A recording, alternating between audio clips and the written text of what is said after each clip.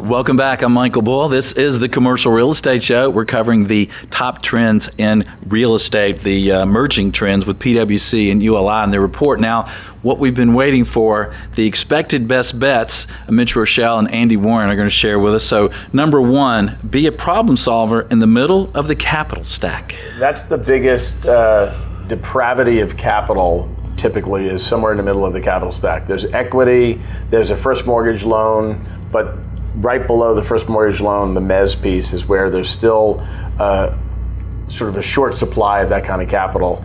That's one of the things that's holding back some development. So one of the best bets is if there's demand for something, you may get the pricing you like. So we're suggesting take a look at the middle of the capital stack from a lending perspective.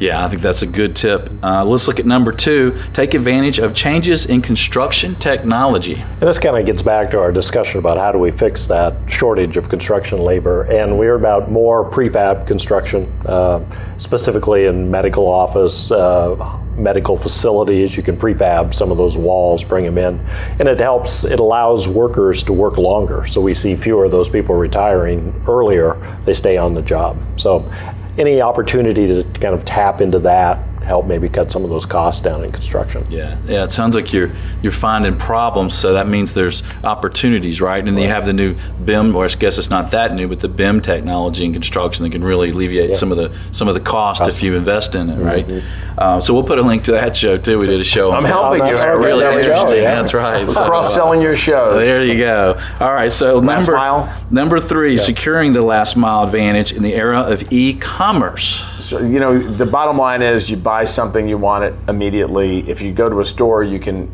accomplish that. If you are buying it online, you have to wait.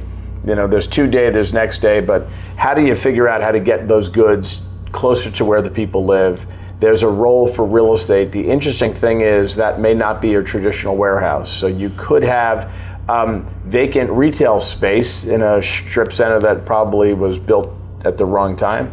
Take some of the retail space and just make it the distribution hub for online purchases. There's excess capacity in some office buildings in CBDs where there's basement space that used to be old filing cabinets that gets repurposed because the elevators are there. It gets repurposed in where the flat screens are going to be and the game consoles are going to be that are hot Christmas purchase items. So the play is to figure out where there's space capacity and where it could help fulfill the last mile of delivery, because when people buy it, they want it immediately. I think that is huge. I think that's a big opportunity for a lot of people. And so let's look at number four. It doesn't sound like it's that new, but I guess it's not new. These are just the important trends, right? Right. Figuring out the next adjacencies in passive growth. Well, and I'll tell you what's new about it. It isn't brand new, but what people are seeing with the advent of technology, particularly ride sharing, is from an apartment perspective, say you can't afford to live in the hot neighborhood, but you can afford to live in the neighborhood over. And with the advent of ride sharing, for a $5 ride, I can go over and enjoy the amenities over there and be back, not have to worry about transportation. So that was kind of the new, as people looked for the next best bet. They were thinking, okay, I want to be close to that, and that's how I want to tap into it. Interesting. Yeah. Okay.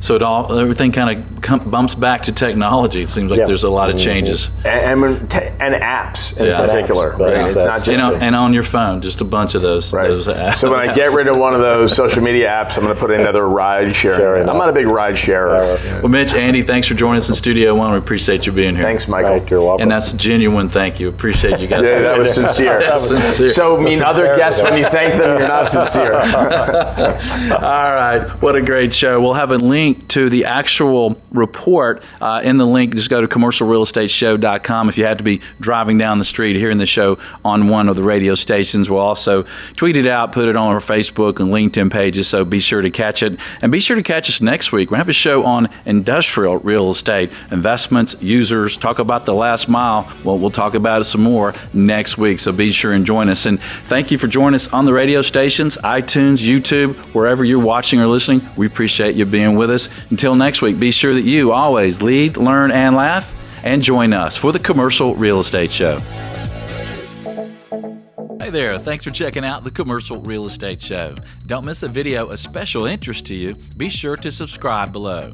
And if you appreciate the videos, be sure and thank our sponsors. There's a link to more information about them in the description. For more videos, podcasts, and articles, check out CREshow.com.